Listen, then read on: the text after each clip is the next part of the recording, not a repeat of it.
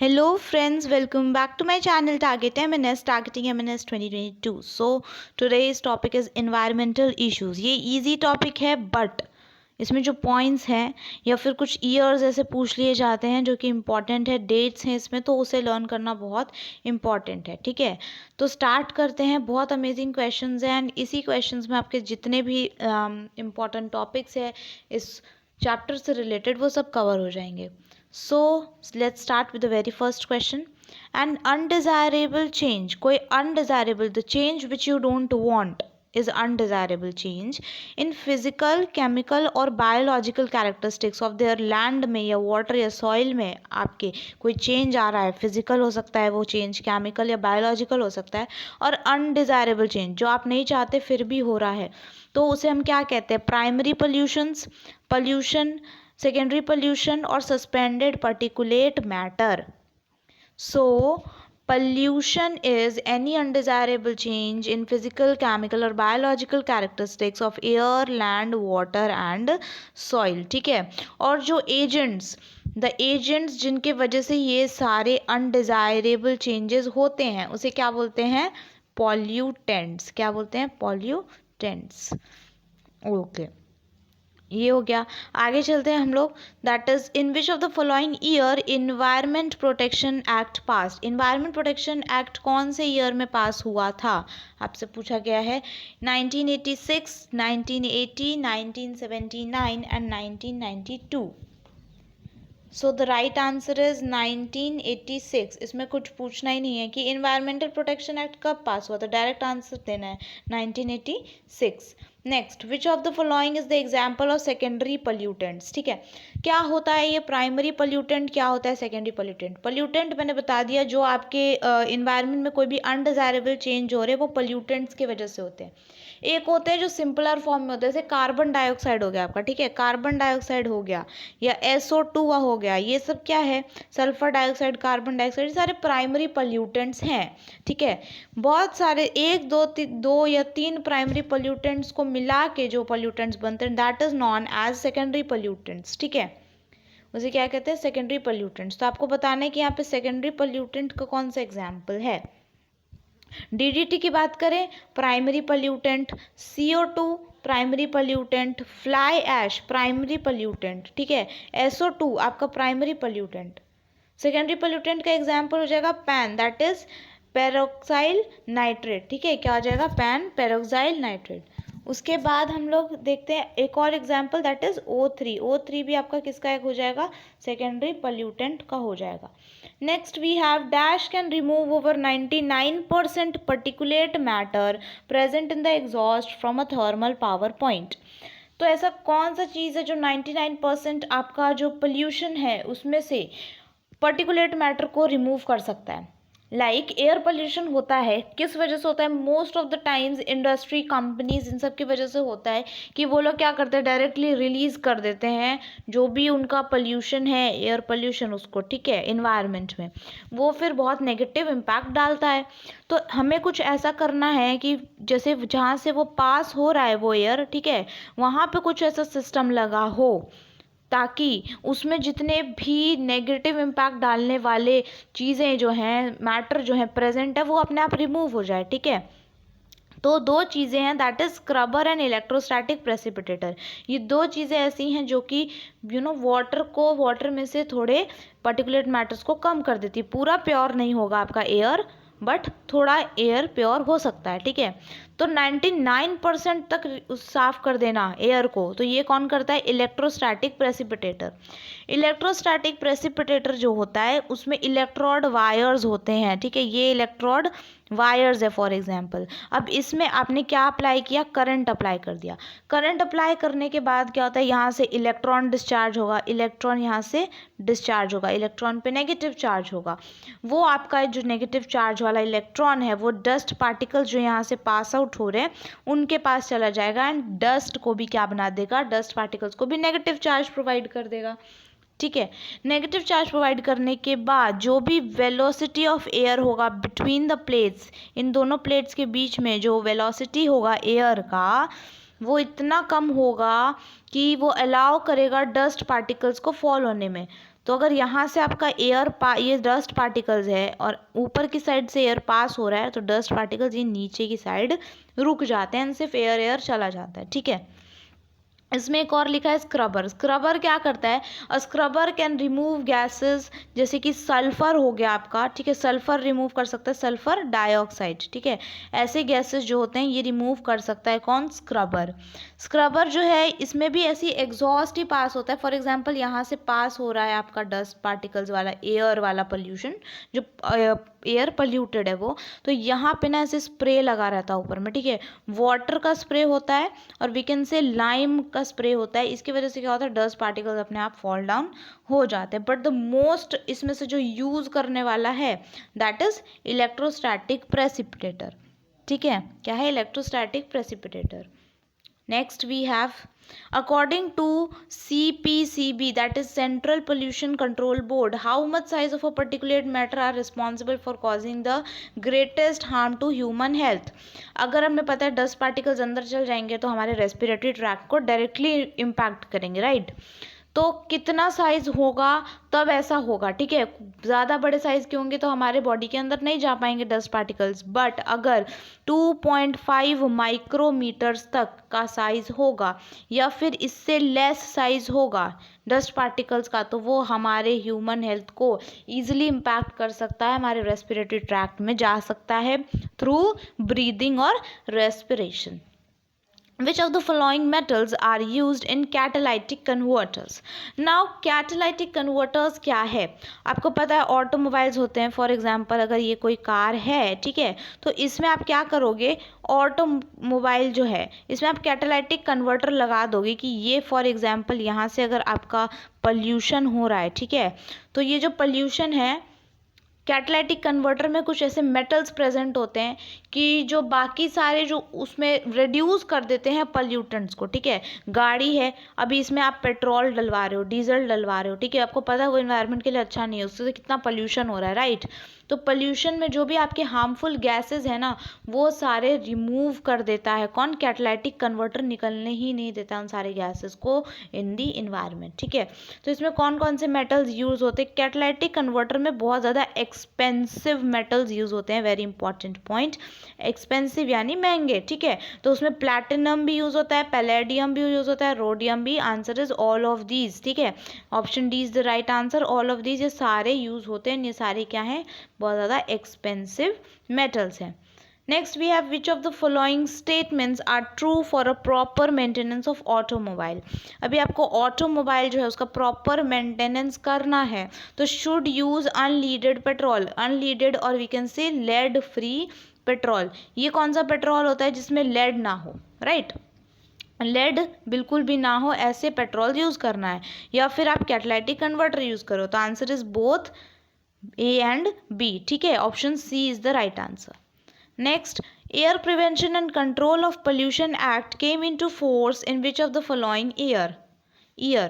Air prevention and control of pollution act ये कौन से साल में फोर्स में आया था? ठीक है, तो ये 1981 विल बी द आंसर। 1981 में फोर्स में आया था आपका एयर एक्ट, ठीक है। और 1986 में क्या हुआ था? इन्वायरमेंट एक्ट हुआ था हमारा फर्स्ट, जो मैंने क्वेश्चन पूछा था, इन्वायरमेंट एक्ट कब हुआ? 1986 में। एंड 1981 में एयर एक्ट, आप इसे एयर एक्ट भी बोल सकते हो डायरेक्टली, इतना ये प्रिवेंशन कंट्रोल नहीं भी बोलोगे तो भी चलेगा, एयर एक्ट भी बोल सकते हैं। Then we have what is the sound level in which our eardrums can be damaged as permanently impairing hearing ability, ठीक है, कि आपके प्रॉपरली जो है आप बहरे हो जाओगे। तो कौन सा साउंड लेवल होता है? अगर आपने वो सुन लिया तो आप प्रॉपरली बहरे हो जाओगे। 100 डेसिबल।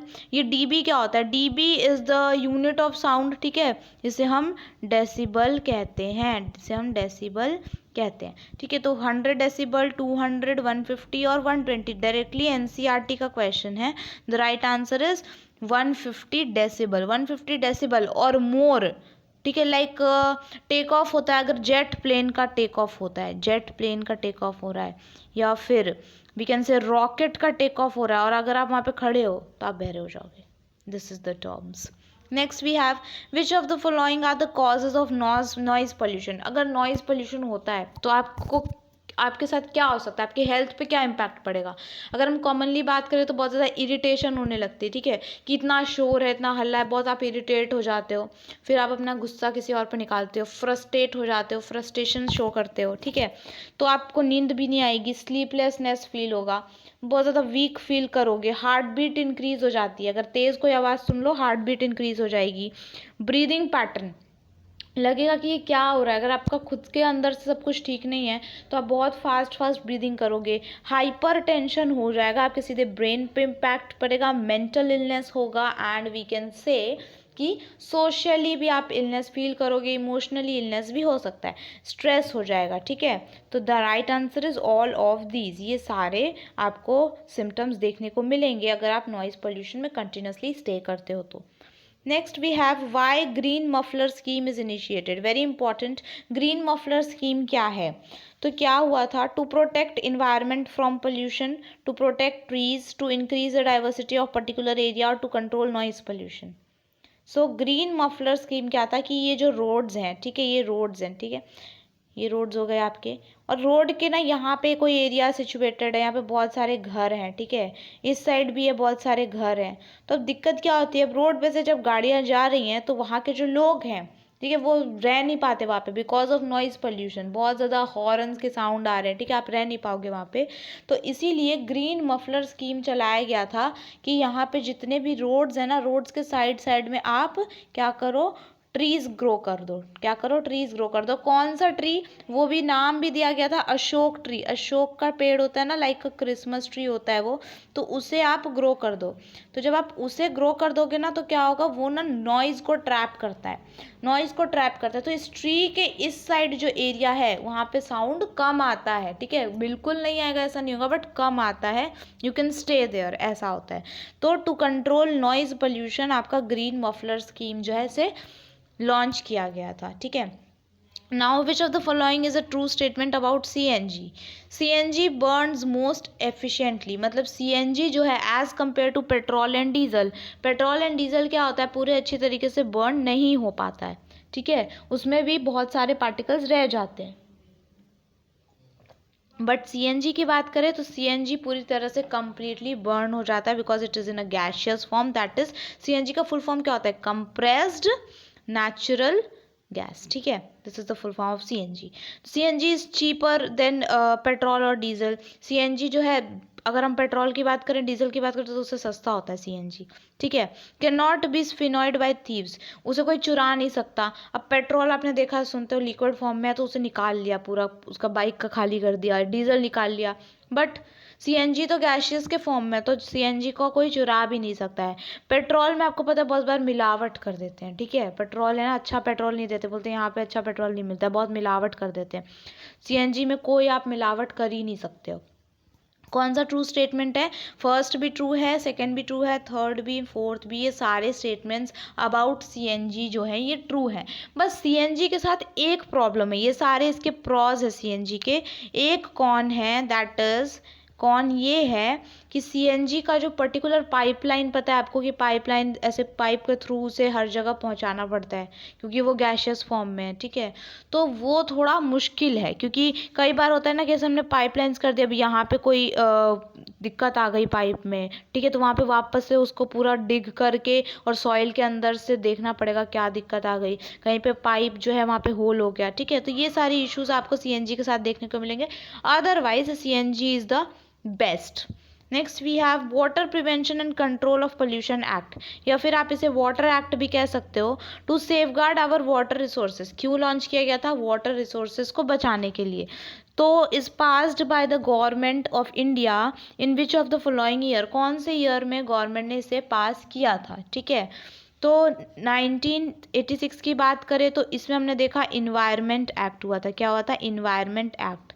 2002 में क्या हुआ था, 2002 के एंडिंग तक, 2002 के एंडिंग तक CNG जो है, जितने भी दिल्ली में बसेस हैं वो सारे CNG वाले कर दिए गए थे 2002 के एंडिंग तक।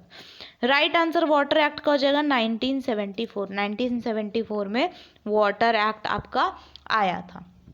Next we have question, itai disease is caused by which of the following element present in water? Water की वजह से, अगर आप वाटर पोल्यूशन होता है और बहुत सारे लोग होते हैं ना ऐसे जो उसी सोर्स पे डिपेंड करते हैं वाटर के, फॉर एग्जांपल कोई लेक है, ठीक है, वहाँ पे वाटर पोल्यूशन हो गया, वो अच्छा नहीं है पानी, बट कोई अदर ऑप्शन नहीं है अगर आपके पास वाटर के लिए, तो जो विलेजर्स होते हैं, गाँव के लोग होते हैं, वो वही पानी पीते हैं, तो उसकी वजह से बहुत सारे डिजीजेज होती हैं। तो एक है इटाई डिजीज, तो ये कौन से एलिमेंट की वजह से होता है? थोरियम, कैडमियम, मर्क्यूरी और अमोनियम फॉस्फेट। तो मर्क्यूरी की बात करें तो अगर ये आपको वाटर में देखने को मिलता है तो इससे डिजीज होती है, दैट इज मिनीमाटा डिजीज। क्या होता है? मिनीमाटा डिजीज, अगर मर्क्यूरी प्रेजेंट है वाटर में तो। इटाई डिजीज होगा कैडमियम से, option B is the right answer. Cadmium से आपको क्या देखने को मिलेगा? Itai disease. ये दोनों डिजीजेस है ना, पूछे जाते हैं, इंपॉर्टेंट है। How is it possible to estimate the amount of biodegradable organic matter in sewage water? ठीक है, कैसे पॉसिबल है? अगर सीवेज कोई वाटर है, ठीक है, घर से यूज़ करके, सीवेज वाटर क्या होता है? तो water we use at home, जो भी हम यूज़ करते हैं, तो फिर वो ड्रेनेज होके कहाँ एक जगह इकट्ठा होता है पूरे सिटी का, ठीक है, तो that water is known as sewage water. तो कैसे पॉसिबल है कि हम पता लगा सके कि कितना amount of biodegradable organic matter है सीवेज वाटर में? by purifying water, by biochemical oxygen demand, by amount of microorganisms in water, all of these. Right answer होगा बाय बायोकेमिकल ऑक्सीजन डिमांड। क्या है ये? BOD, बायोकेमिकल ऑक्सीजन डिमांड क्या है? तो इसमें क्या होता है कि जितना ज़्यादा वाटर पोल्यूटेड रहता है ना, उसमें उतना ज़्यादा माइक्रो ऑर्गेनिज्म रहेगा, ठीक है, एंड जितना ज़्यादा माइक्रो ऑर्गेनिज्म रहेगा उतना ज़्यादा नीड होता है किसका? ऑक्सीजन का। तो उसे हम बायोकेमिकल ऑक्सीजन डिमांड कहते हैं। ऑक्सीजन की जितनी डिमांड है उस हिसाब से हम पता लगाते हैं। अगर ज़्यादा ऑक्सीजन की डिमांड है, मतलब BOD ज़्यादा है, सो पोल्यूशन जो है वाटर का वो ज़्यादा पोल्यूटेड वाटर है। अगर कम BOD है तो वाटर भी कम पोल्यूटेड होगा। Next, presence of large amount of nutrients in water also cause excessive growth of free floating algae known as. अगर ज़्यादा अमाउंट ऑफ न्यूट्रिएंट, कहते हैं ना कोई भी चीज़ ज़्यादा भी अच्छी नहीं होती है, तो अगर वाटर में ज़्यादा अमाउंट ऑफ न्यूट्रिएंट प्रेजेंट होगा तो वो भी अच्छा नहीं होता है, मॉर्टैलिटी इंक्रीज हो जाती है। For example, of this is a lake, ठीक है, लेक के ऊपर पूरा एल्गे आ गया तो ग्रीन ग्रीन दिखेगा ऊपर से लेक, ठीक है, ग्रीन ग्रीन दिखेगा तो क्या होगा? अंदर की साइड जो है आपका ऑक्सीजन O2 जो है अंदर की साइड नहीं जा पाएगा, ऊपर ही एल्गे उसको एब्जॉर्ब कर लेगा ऑक्सीजन को, ठीक है, तो उसकी वजह से क्या होता है? अंदर के जो मॉर्टैलिटी रेट है, मॉर्टैलिटी मतलब डेथ रेट जो है फिशेस की, वो इंक्रीज हो जाती है। फिशेस को ऑक्सीजन ही नहीं मिल रहा है, वो रेस्पायर कहाँ से करेंगे? तो जितने भी एक्वेटिक एनिमल्स होते हैं उनकी डेथ हो जाती है, तो ये भी अच्छा नहीं होता है, ठीक है। तो इसे हम बोलते क्या है इस पूरे प्रोसेस को, जो एक्सेसिव ग्रोथ हो जाता है? Planktonic algae bloom, red tides, both A and C। Right answer is option B, algae bloom कहते हैं, एल्गल ब्लूम, पूरा एल्गे भर जाता है तो एल्गल ब्लूम। और यहाँ पे जो लिखा है, जो एल्गे किस टाइप का होता है उसे हम बोलते हैं प्लैंक्टोनिक एल्गे। प्लैंक्टोनिक मतलब फ्री फ्लोटिंग एल्गे, ठीक है। Then we have the increase in concentration of toxic at successive trophic level is known as.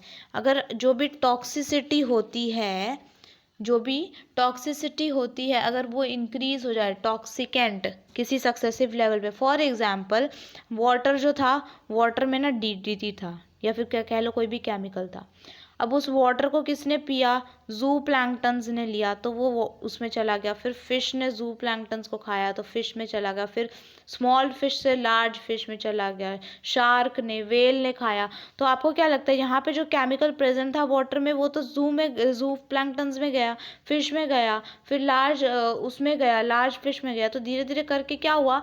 ये एक एक करके ऊपर की तरफ बढ़ता गया। तो ये जो पूरा प्रोसेस होता है टॉप लेवल तक पहुंचने का, किसका? दिस DDT और केमिकल्स का, इसे हम क्या कहते हैं? इसे हम कहते हैं biomagnification. Biomagnification refers to increase in concentration of the toxicant at successive trophic level, ठीक है।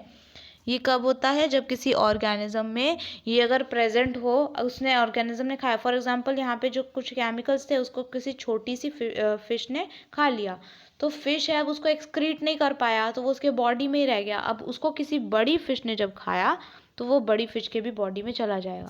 This is known as biomagnification. Adulteration क्या होता है? मिलावट करना, मिक्स कर देना कोई भी चीज़, ठीक है, कोई भी इम्प्योरिटी फॉर्म कर देना, दैट इज़ एडल्ट्रेशन। यूट्रोफिकेशन क्या होता है कि आपको पता है कोई भी लेक है, ठीक है, कहते हैं ना कि यहाँ पे बहुत टाइम पहले एक लेक था, अब वो सूख गया या फिर अब वो ख़त्म हो गया, अब यहाँ पे लेक नहीं है, पहले था। तो ये जो पूरा प्रोसेस होता है कि पहले लेक था और अब नहीं है, एजिंग ऑफ लेक, इसे हम क्या कहते हैं? यूट्रोफिकेशन कहते हैं। आगे देखते हैं, how many types of eutrophication are there. तो यूट्रोफिकेशन क्या होता है मैंने बता दिया। Eutrophication is the natural ageing of a lake by nutrient enrichment of its water. Yes, so now how many types of eutrophication? 2 types के होते हैं। क्या होता है? एक, फॉर एग्जाम्पल अगर यहाँ पे कोई लेक है, तो एक तो है कि बहुत टाइम से लेक था, धीरे धीरे उसका पानी सूख गया, ख़त्म हो गया, ठीक है, अपने आप ये लेक यहाँ से वैनिश हो जाता है। दूसरा, एक लेक था बट यहाँ पे क्या हुआ, उस लेक के चारों तरफ है ना सिटी इस्टेब्लिश हो जाती है, कोई बहुत सारे घर बन जाते हैं। अब वो घर जितने हैं, इन सब का सीवेज कहाँ जा रहा है? इसी लेक में जा रहा है, ठीक है, यहीं पे लोग सारे काम कर रहे हैं अपने इसी लेक में, इसी लेक में कचरा फेंक रहे हो आप, सब कुछ इसी लेक में हो रहा है, आपकी पूरी जो भी अनहाइजीनिक चीज़ें इसी लेक में हो रही है, तो वो लेक है वो जल्दी सूख जाएगा, राइट। तो एक ये तरीका होता है। तो जो पहला जो प्रोसेस था that is known as natural eutrophication, जो अपने आप से एजिंग हो जाए, और दूसरा जो होता है उसे हम कहते हैं कल्चरल यूट्रोफिकेशन, ठीक है। तो यहाँ पे कितने टाइप्स की यूट्रोफिकेशन हुए? 2 टाइप्स के, option B is the right answer. Next, the eutrophication which is accelerated by man's activities known as, जो कि हमारी हरकतों की वजह से यूट्रोफिकेशन होता है, उसे मैंने क्या बोला, क्या कहते हैं? Cultural eutrophication. उसका एक और नाम है दैट इज एक्सेलरेटेड यूट्रोफिकेशन। तो ऑप्शन बी एंड सी दोनों राइट आंसर हो जाएगा, दोनों का मीनिंग एक ही होता है, कल्चरल एंड एक्सेलरेटेड यूट्रोफिकेशन, मतलब कि मैन्स एक्टिविटी के द्वारा अगर यूट्रोफिकेशन हो जाए। Next, the waste from homes, homes का कचरा, घर का कचरा, ऑफिस का कचरा, स्कूल का, हॉस्पिटल का, ये सब कलेक्ट हो जाता है एक जगह, ठीक है, एक जगह कलेक्ट करते हैं। ये कौन से टाइप का कचरा है? कौन से टाइप का वेस्ट है? सॉलिड वेस्ट है, म्युनिसिपल सॉलिड वेस्ट है, सैनिटरी लैंडफिल्स है, नॉन बायोडिग्रेडेबल वेस्ट है। नॉन बायोडिग्रेडेबल है या biodegradable we don't know, but दूर से हम देख के बता सकते हैं म्युनिसिपल सॉलिड वेस्ट है। क्यों? क्योंकि जिस भी सिटी की जो भी म्युनिसिपैलिटी होती है वही यहाँ के सारे वेस्ट को उठा के कलेक्ट करती है, एंड उसके बाद क्या करेगी? सैनिटरी लैंडफिल्स कर देंगी, यानी कि लैंड है कोई बहुत दूर शहर से, कोई एरिया है बहुत बड़ा खाली पड़ा है, यहाँ पे ऐसे करके होल करेंगे आपके लैंड में, एंड उसके बाद इसमें सारा कचरा फिल करके इसके ऊपर से इसको कवर कर देंगे, ठीक है। This is known as sanitary landfills. Next, which of the following statement is correct about polyblend? Polyblend क्या होता है? इसके ऊपर जो यहाँ पे चारों स्टेटमेंट्स लिखे, कौन सा करेक्ट है? A fine powder of recycled modified plastic is known as polyblend. Used in road construction, it helps in increase road life by a factor of 3. Polyblends is also used to make houses. Now कि एक fine powder होता है जो कि plastic से बना होता है, प्लास्टिक को, जितने भी प्लास्टिक जो हम लोग फेंक देते हैं ना, उन सबको रिसाइकल करके पॉलीब्लेंड बनता है। रोड कंस्ट्रक्शन के लिए यूज़ होता है, बिल्कुल करेक्ट है। फिर ये इंक्रीज़ कर देता है रोड लाइफ को। अगर पॉलीब्लेंड से रोड जो बना है तो वो ज़्यादा चलता है, ठीक है, ज़्यादा चलता है, 3 टाइम्स जो अभी का जो नेचुरल रोड है उससे 3 टाइम्स ज़्यादा चलता है, क्योंकि पॉलीब्लेंड में ना ये भी कैपेसिटी होती है कि वो वाटर को रिप्रेजेंट कर सके, ठीक है, वाटर रिप्रेजेंट की कैपेसिटी होती है पॉलीब्लेंड में, तो ये भी सही बात है। Polyblend is use to make houses, घर बनाने के लिए पॉलीब्लेंड का क्या काम? जिससे रोड बन रहा है उसको आप घर में कहाँ यूज़ करते हो? नहीं, तो ये आपका ऑप्शन डी रॉन्ग है। तो आपसे इनकरेक्ट स्टेटमेंट पूछा था, तो ऑप्शन डी यहाँ पे इसीलिए राइट आंसर हो जाएगा। Next, Bhopal gas tragedy was not radioactive. इसी चैप्टर में आपका एक टॉपिक दे रखा है, radioactive waste. Radioactive waste क्या होते हैं? कोई भी ऐसा लीकेज हो जाए कहीं पे, ठीक है, किसी वी कैन से केमिकल का अगर लीकेज हो जाता है उसे हम रेडियो एक्टिव वेस्ट कहते हैं। फॉर एग्जांपल अभी जो रशिया यूक्रेन की जो फाइट चल रही है उसमें आपने देखा होगा रशिया ने यूक्रेन के जो प्लेस है वहाँ पे बॉम्बिंग की है, बॉम्बार्डिंग की है। तो एक ऐसा प्लेस था जो उनका कह सकते हैं मिनरल्स के लिए यूज़ होता था, माइनरी था कोई, एंड वहाँ पे रेडियो एक्टिव एलिमेंट्स पाए जाते थे। वहीं पे उन्होंने बॉम्बार्डिंग कर दी जिससे रेडियो एक्टिविटी का खतरा बढ़ गया है। तो वो रेडियो एक्टिव वेस्ट होता है।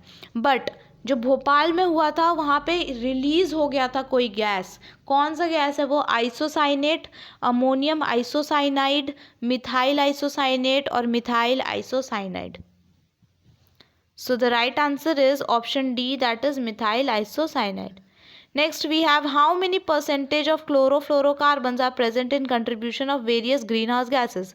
4 greenhouse gases हैं, ऐसे सर्कल करके आपको पाई चार्ट बना के दिया हुआ है कि 4 ग्रीन हाउस गैसेज हैं, कौन कौन से हैं उन्हें देखते हैं।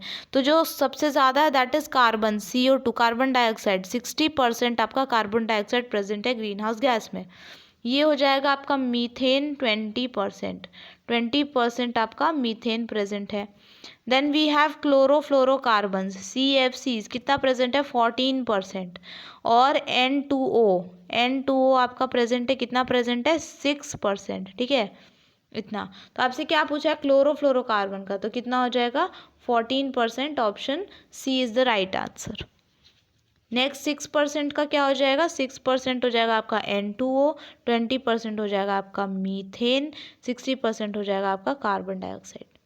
Next, in which of the following zones at atmosphere bad ozone is present which harms plants and animals.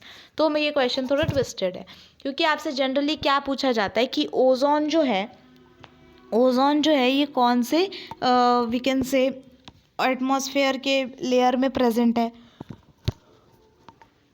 So right answer वहाँ पे होता है स्ट्रेटोस्फेयर। ठीक है, ओजोन जो है आपका स्ट्रेटोस्फेयर में प्रेजेंट है। बट 2 टाइप्स के ओजोन होते हैं, एक बैड ओजोन, एक good ozone.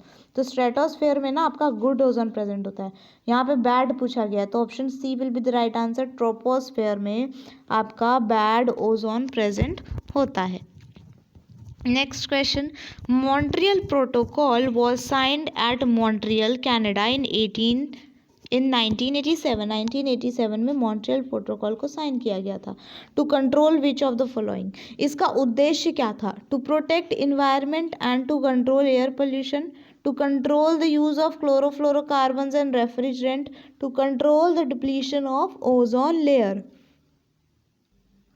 So the right answer is option C, ozone layer के डिप्लीशन को रोकने के लिए, ओजोन होल का जो है उसको वापस से ठीक करने के लिए एंड और ताकि ना इंक्रीज हो उसे ठीक करने के लिए मॉन्ट्रियल प्रोटोकॉल को साइन किया गया था। ठीक है, कहाँ किया गया था? कनाडा में, मॉन्ट्रियल में। कब किया गया था? 1987। Next, Amrita Devi Bishnoi wild life protection award is dedicated to those who shown extraordinary courage in protecting wildlife was started in। Amrita Devi Bishnoi wild life protection act जो है ये स्टार्ट किया गया उन लोगों के लिए जो हिम्मत दिखाते हैं प्रोटेक्ट करने के लिए वाइल्ड लाइफ को या फिर हमारी इन्वायरमेंट को। तो ये अवार्ड कौन से ईयर में स्टार्ट किया गया था? सो द राइट आंसर इज 1731। आपके 1731 में ये स्टार्ट किया गया था। 1974 पूछिए, चारों डेट्स इंपॉर्टेंट है गाइज, आप इसे लिख सकते हो। अमृता देवी वाला अवार्ड 1731, फिर हो जाएगा 1974 में आपको चिपको मूवमेंट। ठीक है, चिपको मूवमेंट बहुत इंपॉर्टेंट मूवमेंट है, ये 1974 में हुआ था। 1980 की बात करें तो that is joint forest management, JFM। ये क्या होता है? Joint forest management as to work closely with the local communities के साथ काम करता है ताकि वो प्रोटेक्ट कर सके या मैनेज कर सके फॉरेस्ट को। और 2002 में क्या हुआ था? दिल्ली में जितनी भी बसेस हैं उन्हें क्या कर दिया गया था? CNG में कन्वर्ट कर दिया गया था। ठीक है, तो all the dates are important. So these are the questions. I hope आपको क्वेश्चंस पसंद आए होंगे। पूरा टॉपिक है ना, ये पूरा चैप्टर यहीं क्लियर हो जाता है, एक्स्ट्रा कुछ क्वेश्चन नहीं आएगा। I hope you guys like this video. Thanks for watching. Please like, comment video कैसा लगा, share to the friends who are preparing for M&S, and if you are new to this channel, subscribe to my channel for such an amazing videos. Thank you so much, keep supporting.